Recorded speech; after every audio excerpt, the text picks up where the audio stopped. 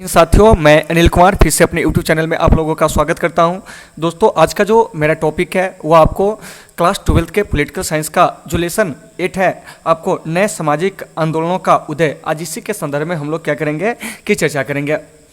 तो आप लोग क्या करेंगे कि वीडियो के लास्ट तक बने रहेंगे, वीडियो को स्किप करके मत देखिएगा, नहीं तो इसमें ऐसे बहुत सारी जो जानकारी है वो आप नहीं ले पाएंगे, ठीक है ना।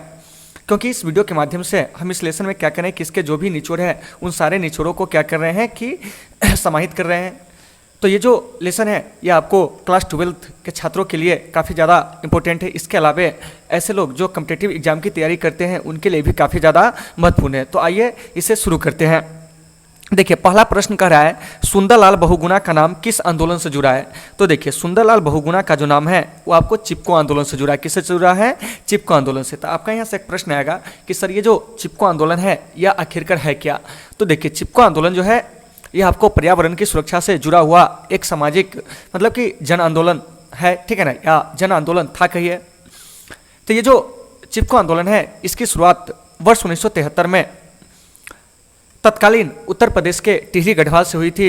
अगर वर्तमान में पूछा जाएगा तो वह उत्तराखंड के चमोली गणराज्य से सुंदरलाल बहुगुणा के नेतृत्व में हुई थी। यानी कि सुंदरलाल बहुगुणा जो थे ये आपको चिपको आंदोलन के राष्ट्रीय नेता थे।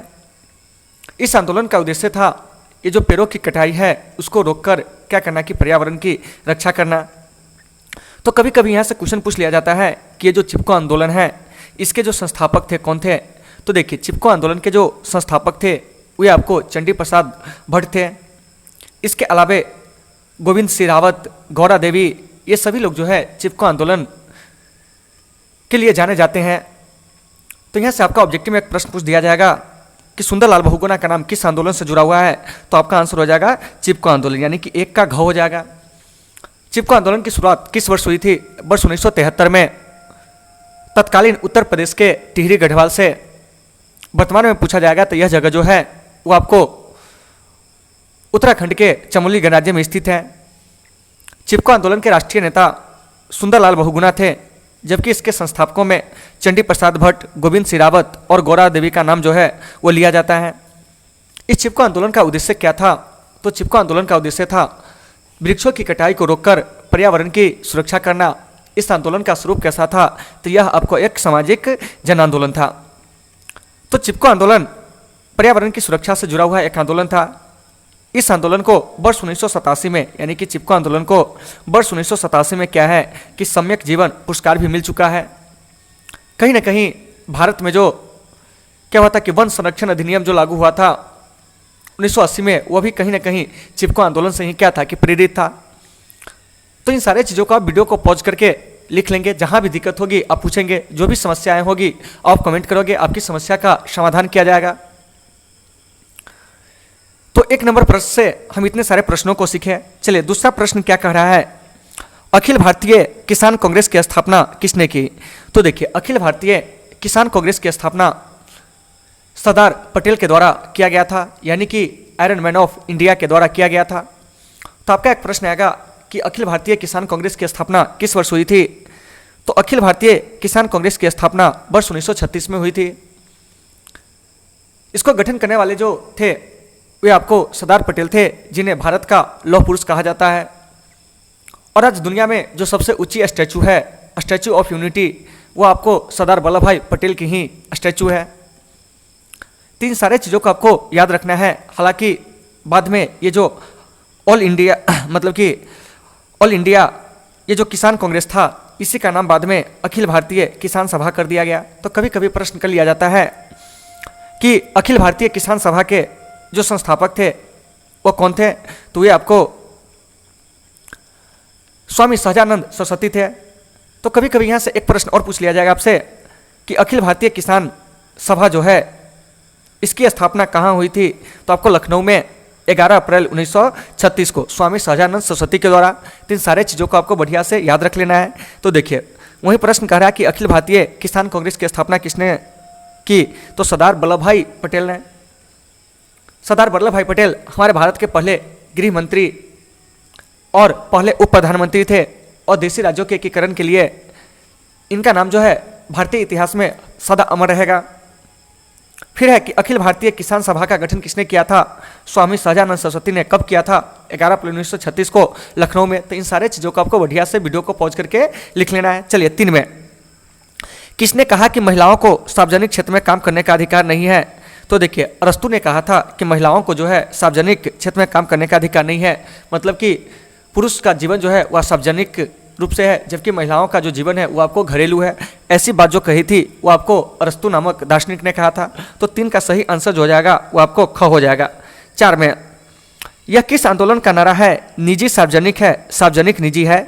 तो देखिए यह महिलाओं के आंदोलन का नारा है। किसका नारा है? महिलाओं के आंदोलन का नारा है। तो इस चीज़ को आपको याद रखना है कि यह किस आंदोलन का नारा है? निजी सार्वजनिक है, और सार्वजनिक जो है वह निजी है। तो यह आपको महिलाओं के आंदोलन का क्या है कि नारा है। तो यहाँ से एक बात आती है कि महिलाओं के कौन से आंदोलन हैं? तो देखिए महिलाओं के एक प्रमुख आंदोलन जैसे तारी विरोधी आंदोलन हो गया, ठीक है ना। इसके अलावा आपको चिपको आंदोलन हो गया। इसके अलावा महिला जो होती है वो समय समय पे क्या है कि अपने अधिकार के लिए हमेशा क्या होती है कि आवाज़ बुलंद करती है। तो इसी में से कुछ महिला का नाम हम जानते हैं जो राष्ट्रीय आंदोलन के दिनों में क्या किया था कि महिलाओं को जागरण किया था। ऐसी महिलाओं में एनी बेसेंट, कमला नेहरू, कस्तूरबा गांधी, कमला देवी चट्टोपाध्याय, सरोजिनी नायडू, ये सब ऐसी महिलाएं हैं जो स्वतंत्रता से पहले महिलाओं के जागरण का कार्य किया था, महिलाओं के हित के लिए कार्य किए थे। वहीं आज़ादी के बाद बहुत सारी ऐसी महिलाएं हैं जो महिलाओं को जागरण के रूप में काम किया, जैसे गीता मुखर्जी, रेणुका चौधरी, अंबिका सोनी, ममता बनर्जी, सुषमा स्वराज, मायावती, सरला मुदगल, गिरिजा व्यास, मोहिनी गिरी, किरण वालिया, बिंद्रा करात, कामिनी जायसवाल, ये सब ऐसी महिलाएं हैं जो स्वतंत्रता के बाद महिलाओं के हित के लिए आवाज़ उठाएं, महिलाओं के अधिकार के लिए हित उठाएं। तो इन सारे चीज़ों को आपको बढ़िया से जो भी नाम बताया उसको आपको देख लेना है। तो वहीं 4 नंबर प्रश्न कह रहा है कि यह किस आंदोलन का नारा है? निजी सार्वजनिक है और सार्वजनिक निजी है। तो यह आपको महिलाओं के आंदोलन का नारा है। 5 में, मेघा पाटेकर का नाम किस आंदोलन से जुड़ा हुआ है? तो देखिए मेघा पाटेकर का नाम जो है वो आपको नर्मदा बचाओ आंदोलन से जुड़ा हुआ है। तो यहाँ से एक प्रश्न आएगा कि जो नर्मदा बचाओ आंदोलन में नर्मदा क्या है? तो नर्मदा जो है वो आपको एक नदी है और अभी यह करंट टाइम में भारत की सबसे पवित्र नदी है, जिसकी उत्पत्ति मध्य प्रदेश के अमरकंटक से होती है। तो इन सारे चीज़ों को आपको बढ़िया से याद रखना है। और नर्मदा मुख्य रूप से आपको मध्य प्रदेश, इसके अलावा आपको गुजरात और महाराष्ट्र में क्या होती है कि बहती है, लेकिन इससे कई सारे राज्य लाभान्वित होते हैं, जैसे महाराष्ट्र हो गया, मध्य प्रदेश हो गया, गुजरात हो गया, राजस्थान हो गया। ये सभी जो है नर्मदा नदी से क्या है कि आपको लाभान्वित राज्य है। तो भारत सरकार 1960 के दशक में क्या हुआ था कि नर्मदा नदी पर सरदार सरोवर बांध बनाने का ऐलान किया, और इसके तहत क्या था कि आपको 30 बड़े बांध, इसके अलावा आपको क्या था कि 135 मझोले बांध और 300 छोटे छोटे बांध बनाने का प्रस्ताव रखा गया। तो इसी बांध को बनाने के लिए क्या था कि इसकी ऊंचाइयों को कम करने के लिए समय समय पर आंदोलन चलता रहा। तो इसी को कहा गया आपको नर्मदा बचाओ आंदोलन। तो यहाँ से आपके ऑब्जेक्टिव में एक प्रश्न पूछा जाएगा कि बताइए कि नर्मदा बचाओ आंदोलन से किसका नाम जुड़ा हुआ है? तो मेघा पाटेकर का।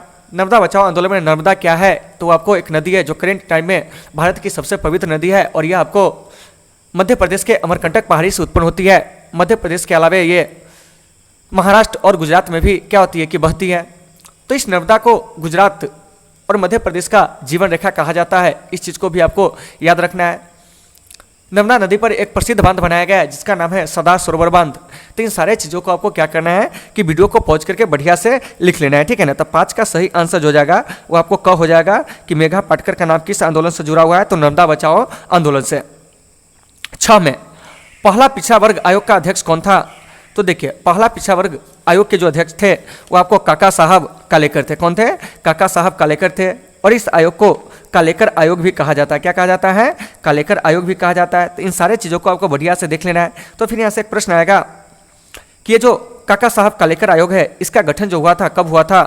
तो देखिए काका साहब कालेकर आयोग जो है इसका गठन बस 1954 ईस्वी में पिछड़े वर्गों की पहचान करने के लिए हुआ था। यानी कि जो पिछड़े वर्ग है उसकी पहचान करने के लिए क्या हुआ था कि जो अन्य पिछड़े वर्ग आते हैं, जैसे अनुसूचित जाति, अनुसूचित जनजाति को छोड़कर जो वर्ग है, ऐसे में जो पिछड़े वर्ग है उसकी पहचान करने के लिए वर्ष 1954 में पहला पिछड़ा वर्ग आयोग काका साहब कालेकर की अध्यक्षता में क्या हुई थी? बनी हुई थी।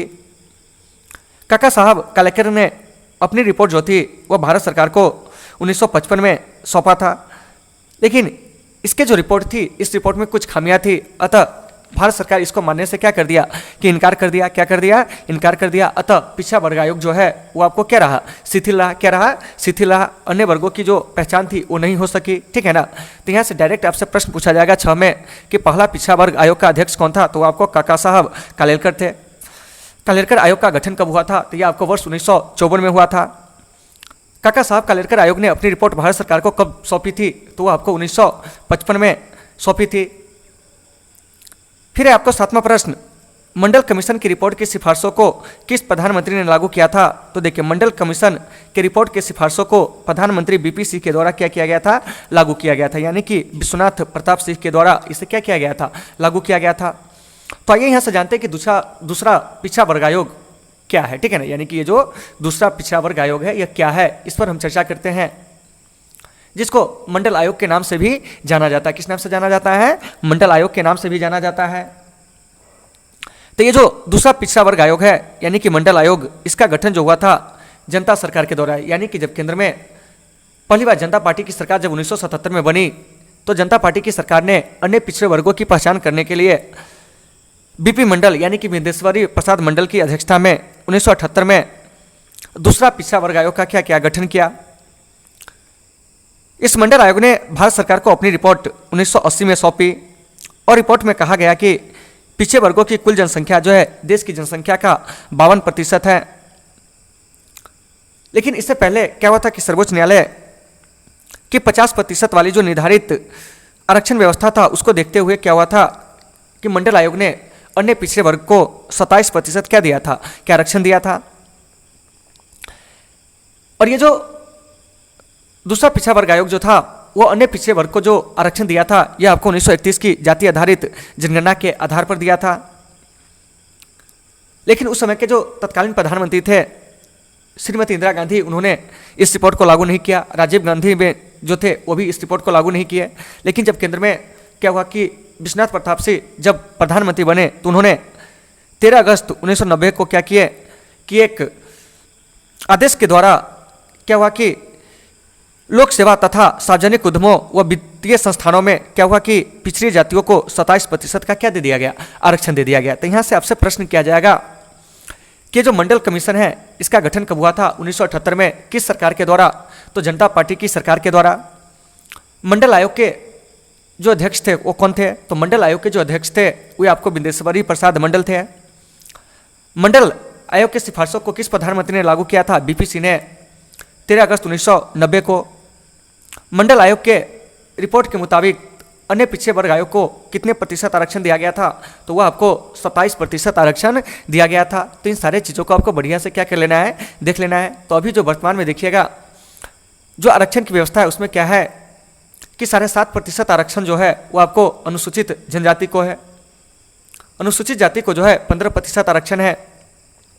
अन्य पिछड़ा वर्ग आयोग को 27% आरक्षण मिला हुआ है। वहीं आर्थिक रूप से जो पिछड़े सवर्ण है उसको 10% आरक्षण दिया गया है। तो आपका 7वां नंबर प्रश्न कह रहा है कि मंडल कमीशन की रिपोर्ट की सिफारिशों को किस प्रधानमंत्री ने लागू किया था?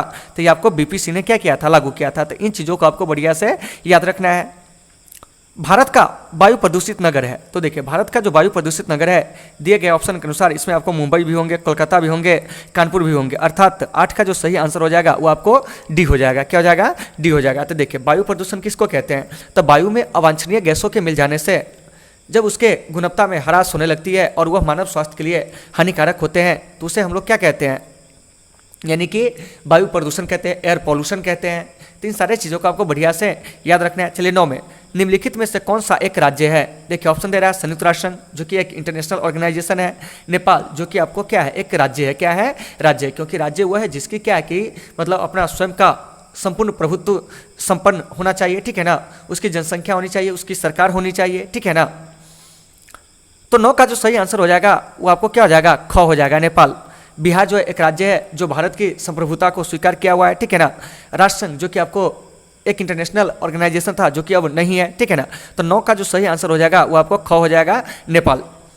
चलिए 10 में विश्व मानव अधिकार दिवस कब मनाया जाता है? तो देखिए विश्व मानव अधिकार दिवस जो है 1900 कह रहे हैं, यानी कि विश्व मानव अधिकार दिवस जो है वो आपको प्रतिवर्ष 10 दिसंबर को मनाया जाता है। तो मानव अधिकारों से संबंधित एक घोषणा पत्र जो था संयुक्त राष्ट्र संघ के महासभा में 10 दिसंबर 1948 को क्या किया गया था, पेश किया गया था।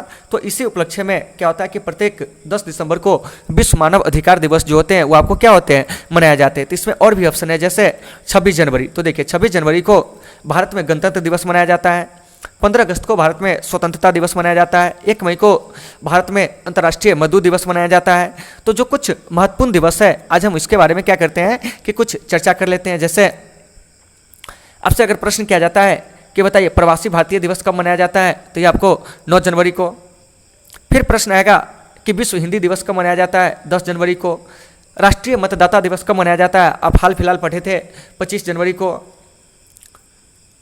फिर यहाँ से एक प्रश्न और भी आ सकता है कि प्रवासी भारतीय दिवस कब मनाया जाता है, तो यह भी आपको 9 जनवरी को। गणतंत्र दिवस कब मनाया जाता है, तो यह आपको 26 जनवरी को। शहीद दिवस जो कि आज आप हिस्ट्री के क्लास में पढ़े थे, शहीद दिवस जो है वो आपको 30 जनवरी को मनाया जाता है।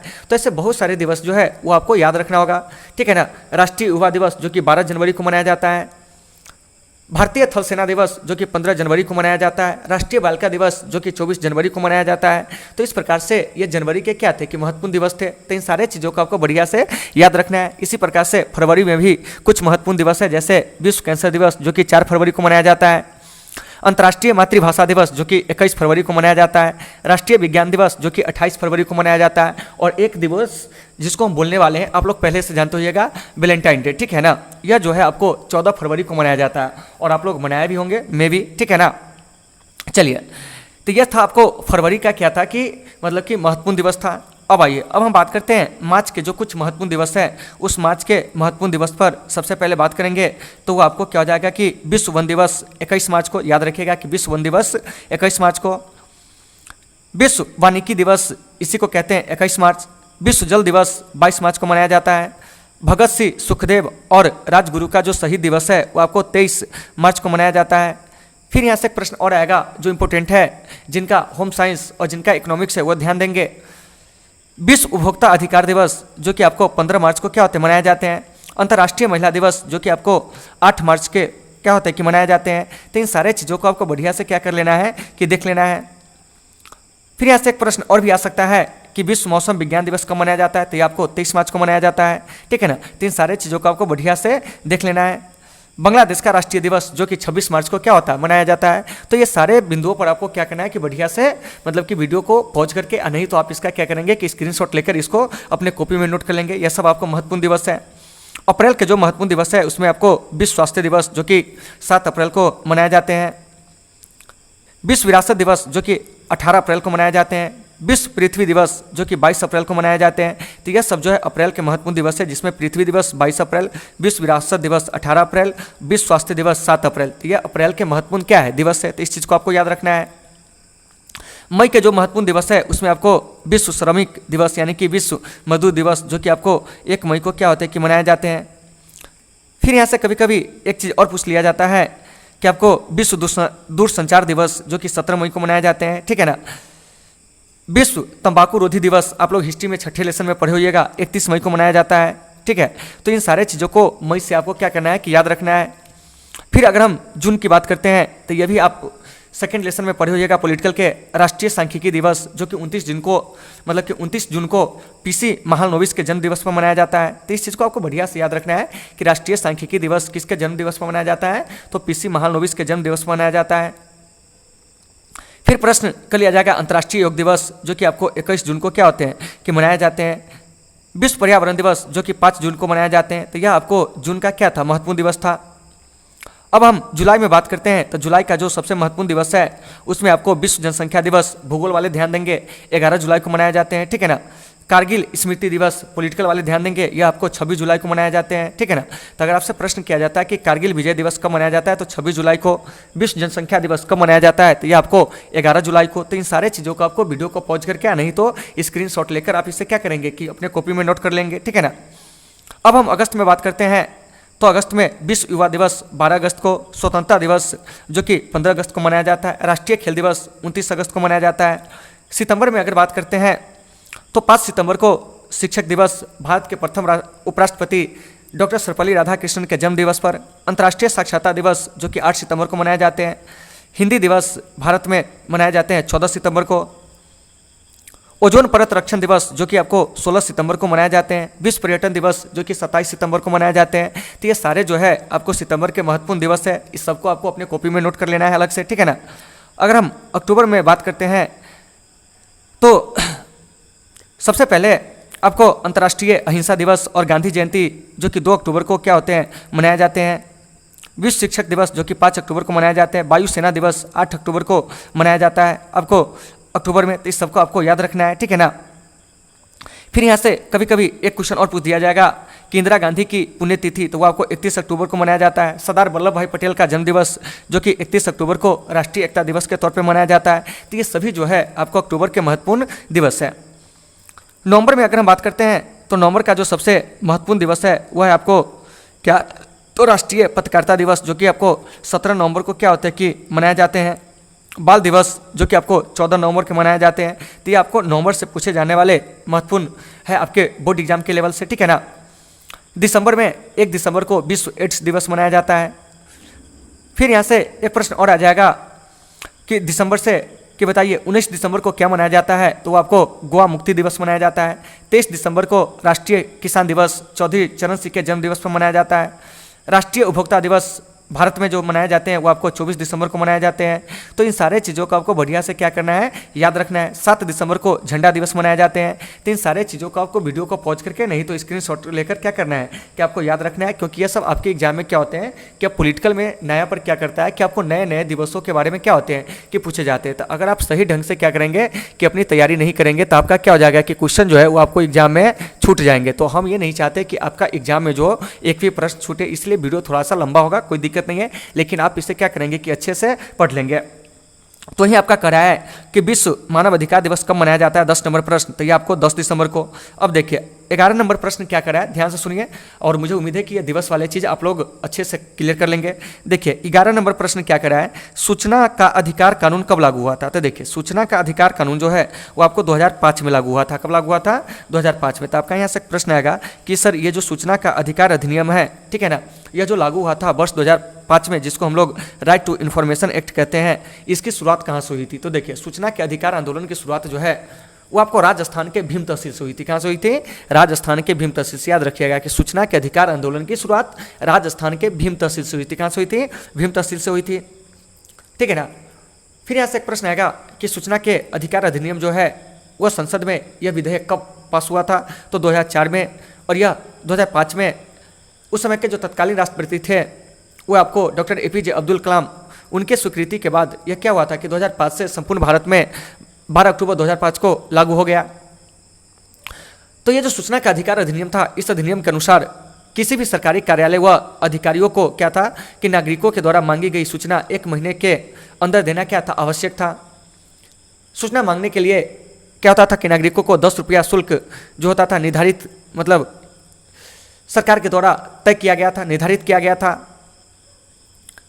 तो यहाँ पर एक शर्त और भी था कि अगर कोई अधिकारी सूचना न देता है तो ऐसे अधिकारियों के लिए अधिकतम 25,000 रुपया दंड की भी क्या व्यवस्था की गई थी। तो यहाँ से डायरेक्ट आपसे प्रश्न पूछा जाएगा कि सूचना का अधिकार अधिनियम कब पारित हुआ था। तो ये आपको 2004 में, और यह कानून लागू कब हुआ था, वर्ष 2005 में। सूचना के अधिकार आंदोलन की शुरुआत कहाँ से हुई थी, तो आपको राजस्थान के भीम तहसील से हुई थी। कहाँ से हुई थी, राजस्थान के भीम तहसील से। तो इन सारे चीज़ों को आपको वीडियो को पहुँच करके बढ़िया से क्या करना है कि देख लेना है। अब आइए, अब हम अगले प्रश्न को चलते हैं। क्या कह रहा है कि भाखड़ा नांगल परियोजना जो है वह कहाँ स्थित है। तो भाखड़ा नांगल परियोजना जो है वो आपको सतलज नदी पर पंजाब में स्थित है। फिर आपको हीराकुंड बांध जो कि ओडिशा में आपको महानदी पर क्या है कि स्थित है। तो ये 2 बांध से क्वेश्चन पूछे जाते हैं, इसको आपको याद रखना है। सरदार सरोवर बांध जो कि आपको नर्मदा नदी पर है। कृष्णा सागर बांध जो है वो आपको कावेरी नदी पर है। 3 सारे चीज़ों को आपको क्या करना है कि बढ़िया से याद रखना है, ठीक है ना। तो 12 का जो सही आंसर हो जाएगा C, यानी कि भाखड़ा नांगल परियोजना कहाँ स्थित है, तो वो आपको सतलज नदी पर। 13 में फरक्का, मतलब कि फरक्का समझौता का संबंध है।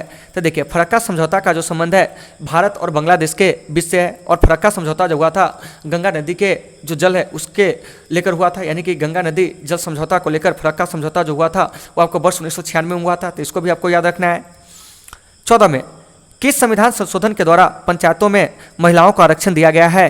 तो देखिए 73वें संविधान संशोधन के द्वारा क्या है कि पंचायतों में महिलाओं को क्या किया गया है कि आपको आरक्षण दिया गया है। तो यहाँ से आपका एक प्रश्न आएगा कि सर पंचायत कहने का मतलब क्या हुआ? तो देखिए हमारे भारत में क्या है कि पंचायती राज व्यवस्था जो है वो आपको स्थानीय स्तर पर है, गांव के लिए। किसके लिए?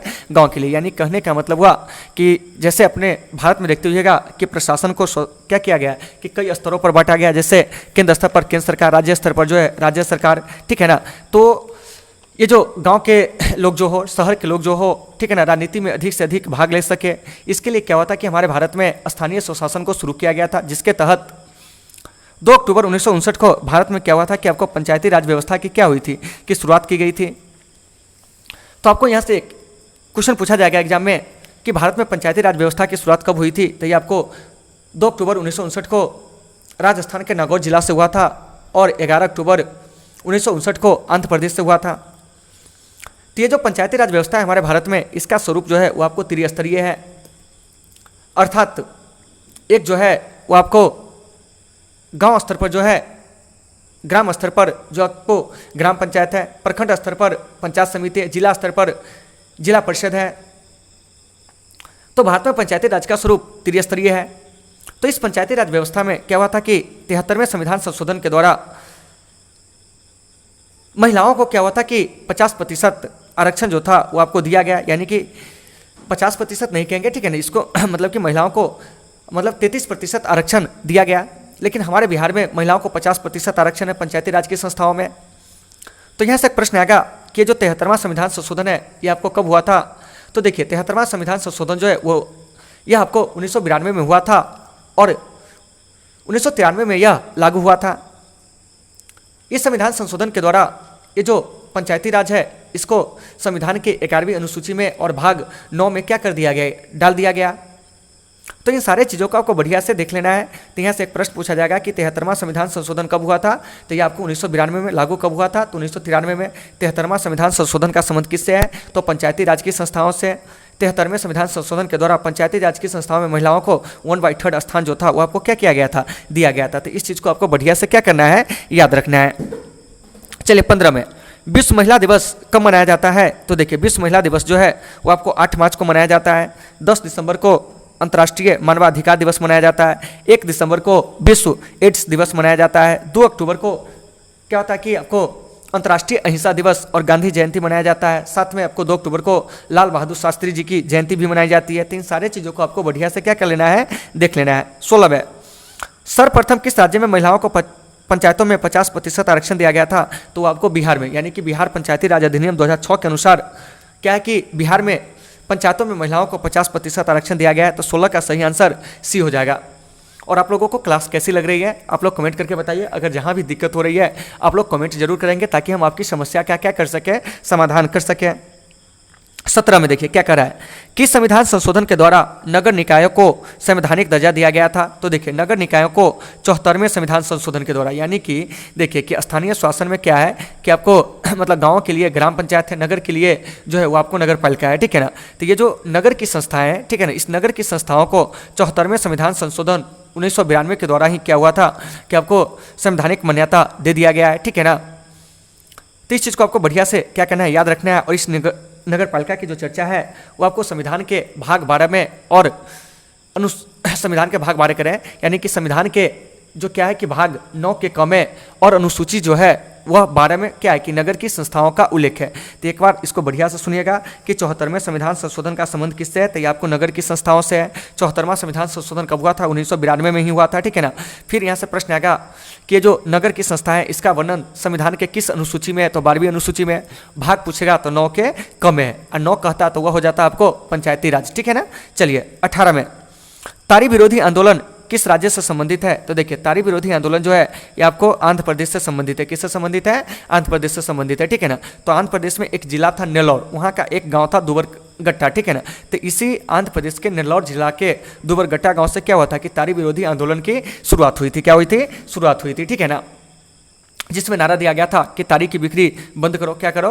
बंद करो। तो इस चीज़ को आपको याद रखना है। और यह जो मतलब तारी विरोधी आंदोलन हुआ था यह आपको 90 के दशक में हुआ था, 1990 के दशक में, तो इसको आपको याद रखना है। चलिए 19 में किसे नए सामाजिक आंदोलन की श्रेणी में नहीं रखा जा सकता है? तो देखिए, गृह स्वराज आंदोलन को नए सामाजिक आंदोलन की श्रेणी में नहीं रखा जा सकता है, जबकि चिपको आंदोलन, टिहरी बांध आंदोलन, नर्मदा बचाओ आंदोलन, ये सभी जो है नए सामाजिक आंदोलन है। 20 में सूचना के अधिकार आंदोलन की शुरुआत कहाँ से हुई थी? तो अभी बताए थे, ये आपको राजस्थान के भीम तहसील से हुई थी। फिर देखिए 21 में क्या करा है कि भारतीय संसद में महिलाओं को कितने प्रतिशत आरक्षण देने की मांग की गई है? तो देखिए, भारतीय संसद में महिलाओं को 33% आरक्षण देने की मांग की गई, जो कि अब तक यह मांग पूरी नहीं हुई है। 22 में किस प्रधानमंत्री ने मंडल आयोग की सिफारिशों को लागू किया था? तो ये आपको बीपीसी ने लागू किया था, यानी कि विश्वनाथ प्रताप सिंह ने लागू किया था 13 अगस्त 1990 को। मंडल आयोग के अध्यक्ष कौन थे? तो वह आपको बिंदेश्वरी प्रसाद मंडल यानी कि बीपी मंडल थे। मंडल आयोग का गठन 1978 में मोरारजी देसाई के सरकार के द्वारा किया गया था, और इस आयोग के तहत मतलब कि रिपोर्ट अनुसार आर्थिक कहते हैं जो समाज में अन्य जो पिछड़े वर्ग है उसको 27% आरक्षण दिए गए हैं। तो 22 का सही आंसर जो हो जाएगा वो आपको क हो जाएगा। 23 में कौन सा संविधान संशोधन शहरी स्थानीय शासन से जुड़ा है? तो ये आपको 74वां संविधान संशोधन है, तो इसको आपको याद रखना है। 24 में ग्राम कचहरी का प्रधान कौन होता है? तो ये आपको सरपंच होता है। तो यहाँ से एक चीज़ याद रखिएगा कि ग्राम कचहरी के जो प्रधान होते हैं सरपंच होते हैं, ग्राम पंचायत के जो प्रमुख होते हैं वो आपको मुखिया होते हैं। कौन होते हैं? मुखिया होते हैं। जबकि आपको ये जो क्या है कि मतलब प्रखंड स्तर पर जो आपको पंचायत समिति होते हैं इसके जो प्रमुख होते हैं इसको प्रमुख कहा जाता है। जिला स्तर पर जो जिला परिषद होते हैं उसी में से एक अध्यक्ष होते हैं जिसको जिला परिषद अध्यक्ष बोला जाता है। तो इन सारे चीज़ों को आपको क्या करना है कि वीडियो को पहुंच करके बढ़िया से देख लेना। और आप लोगों को कैसी लगी क्लास आप लोग जरूर कमेंट करके बताइए, ठीक है ना।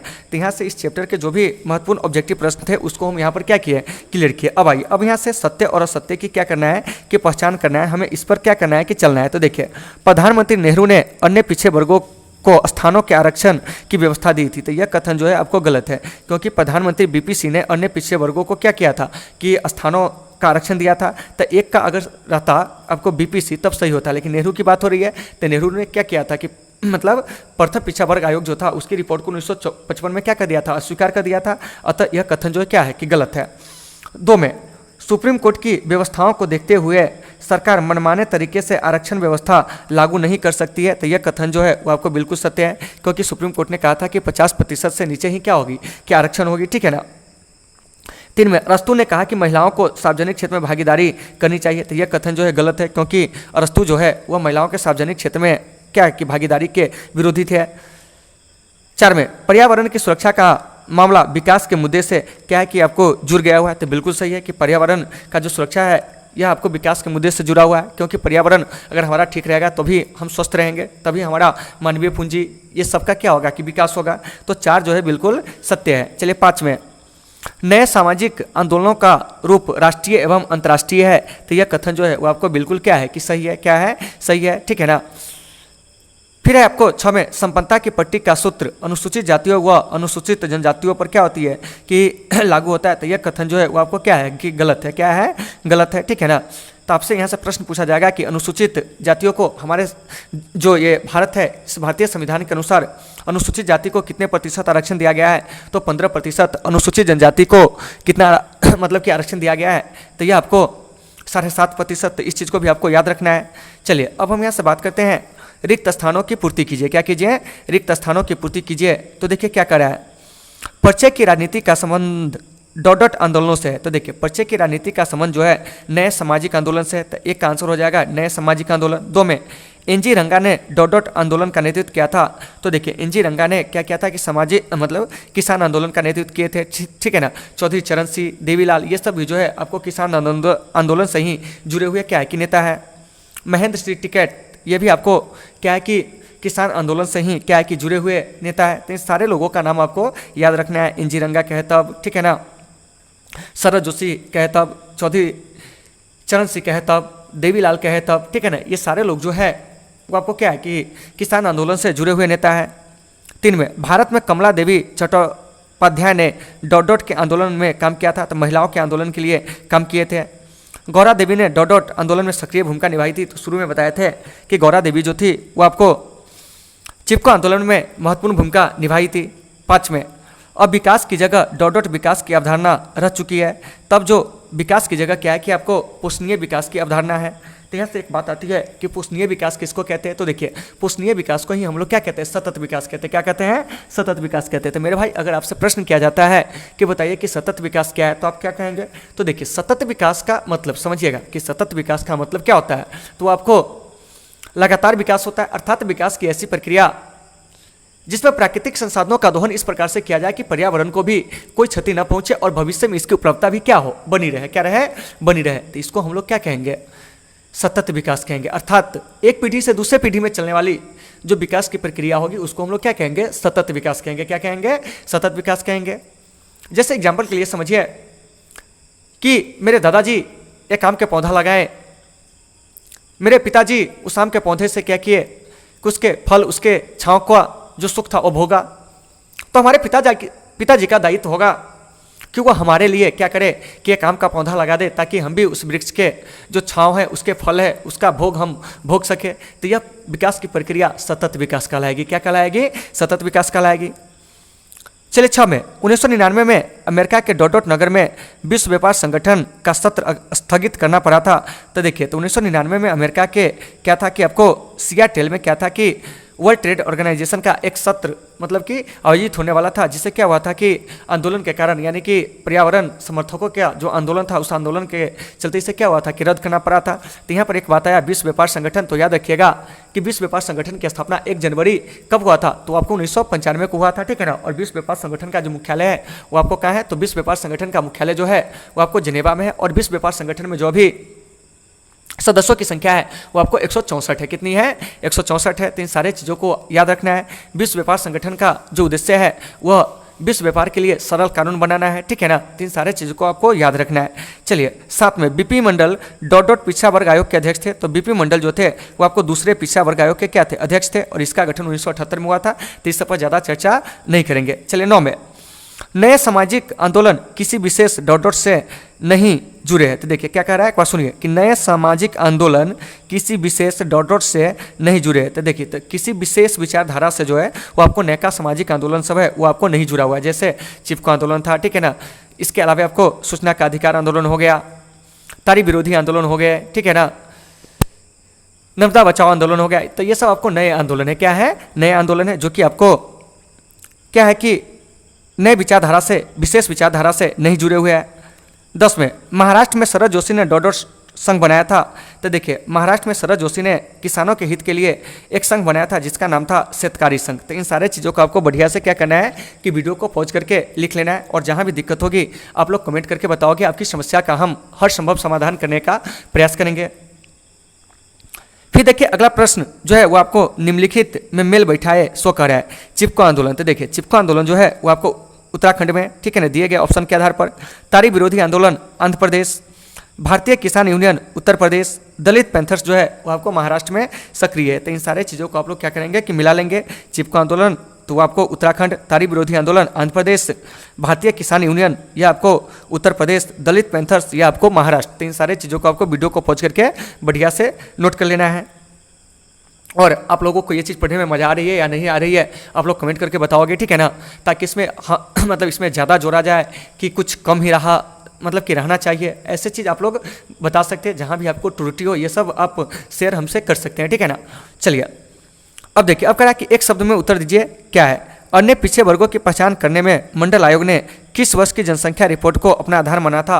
तो ये आपको 1931 की जनगणना को क्या किया था कि आधार माना था मंडल आयोग ने अन्य पिछड़े वर्गों की पहचान करने के लिए, क्योंकि 1931 में भारत में पहली बार जाति आधारित जनगणना हुई थी। तो एक का आंसर हो जाएगा 1931। 2 में किसने कहा कि यह आंदोलन पूर्णतया नए नहीं है, इनमें पुराने आंदोलनों के कुछ लक्षण देखे जा सकते हैं। तो यह आपको एजी फ्रैंक ने कहा था। कौन कहा था, एजी फ्रैंक ने। तो इसको आपको याद रखना है। 3 में सरदार सरोवर बांध भारत के किस राज्य में है। तो देखिए सरदार सरोवर बांध जो है नर्मदा नदी पर भारत के गुजरात राज्य में है। और ये जो नर्मदा नदी है इसको गुजरात का लाइफलाइन यानी कि जीवन रेखा कहा जाता है। तो इसको भी आपको याद रखना है। तो 3 का सही आंसर गुजरात हो जाएगा। 4 में कितनी वार्षिक आय वाले लोग संपन्नता की पट्टी से नीचे आते हैं जिन्हें आरक्षणों का क्या होगा कि लाभ मिल सकता है। तो वह आपको 4.5 लाख। लेकिन यह संख्या जो है अब क्या हो चुकी है कि बढ़ चुकी है, ठीक है ना। तो इस चीज़ को भी आपको याद रखना है। 5 में किस प्रकरण में सर्वोच्च न्यायालय ने यह व्यवस्था दी कि अन्य पिछड़े वर्गों के लिए दिए गए 27% आरक्षण जो है वो आपको क्या है, वैध है। क्या है, वैध है। तो यह आपको इंदिरा साहनी केस में कहा था। किसमें कहा था, इंदिरा साहनी केस में, ठीक है ना। तो इस चीज़ को भी आपको याद रखना है। देखिए ये सब आपको कॉम्पिटिटिव एग्जाम में काफ़ी ज़्यादा पूछे जाते हैं, ठीक है ना, कि किस केस में सर्वोच्च न्यायालय ने यह व्यवस्था दी थी कि अन्य पिछड़े वर्गों के लिए 27% आरक्षण वैध है, तो वह आपको इंदिरा साहनी केस में। 6 में हरियाणा में सबसे बड़ा किसान नेता कौन था। तो देखिए हरियाणा के जो सबसे बड़े किसान नेता थे वो आपको चौधरी देवीलाल थे। कौन थे, चौधरी देवीलाल थे, ठीक है ना। तो इस चीज़ को आपको बढ़िया से याद रखना है। 7 में किसने कहा कि जो सार्वजनिक क्षेत्र है पुरुषों के लिए खुले हैं, ठीक है ना, महिलाओं के लिए भी खुले होने चाहिए। तो यह जो कहा था वो आपको कौन कहे हुए थे, तो यह आपको काटे मिलेट ने कहे थे। कौन कहते हैं, काटे मिलेट ने। जबकि अरस्तु ने कहा था कि सार्वजनिक क्षेत्र पुरुषों के लिए है और घरेलू क्षेत्र जो है महिलाओं के लिए, यह आपको अरस्तु कहा था। जबकि सार्वजनिक क्षेत्र पुरुषों के लिए खुले हैं तो महिलाओं के लिए भी खुले होने चाहिए, इसका समर्थन काटे मिलेट ने किया था। चलिए 8 में विश्व पर्यावरण दिवस कब मनाया जाता है। तो देखिए विश्व पर्यावरण दिवस 5 जून को मनाया जाता है, जो कि हम प्रीवियस में भी चर्चा किए हैं। भारतीय किसान यूनियन की रचना किसने किया था। तो देखिए भारतीय किसान यूनियन के नेता महेंद्र सिंह टिकैत ने किया था। और यह जो संस्था है अभी फिलहाल वो आपको मतलब कि किसान यूनियन जो है अभी आपको उत्तर प्रदेश में क्या है कि आपको सक्रिय है। आरक्षण व्यवस्था का संबंध किस प्रकार के न्याय से है। तो देखिए आरक्षण व्यवस्था का जो संबंध है वो आपको सामाजिक व्यवस्था से, किससे है, सामाजिक व्यवस्था से। तो इन सारे चीज़ों को आपको वीडियो को पॉज करके क्या करना है कि बढ़िया से लिख लेना है। और इसमें कहीं से अगर किसी प्रकार की कोई समस्या होती है तो आप कमेंट करके बताओगे, आपकी समस्या का हम हर संभव समाधान करने का प्रयास करेंगे। तो दोस्तों आज हम इस वीडियो के माध्यम से क्या किए कि 8वां लेसन से जो पूछे जाने वाले महत्वपूर्ण प्रश्न थे पॉलिटी के, उसको हम लोग क्या कर लिए, क्लियर कर लिए, ठीक है ना। अगर आप लोगों को अभी भी इस टॉपिक में कहीं से कोई समस्या रह गई है तो आप लोग कमेंट करके बताएंगे, आपकी समस्या का हम हर संभव समाधान करने का क्या करेंगे, प्रयास करेंगे। तो चलिए दोस्तों आज की इस क्लास को हम यहीं पे विराम देते हैं, फिर मिलते हैं आपसे अगले क्लास में। जब तक के लिए आप सबों से सुविधा, take care all of you.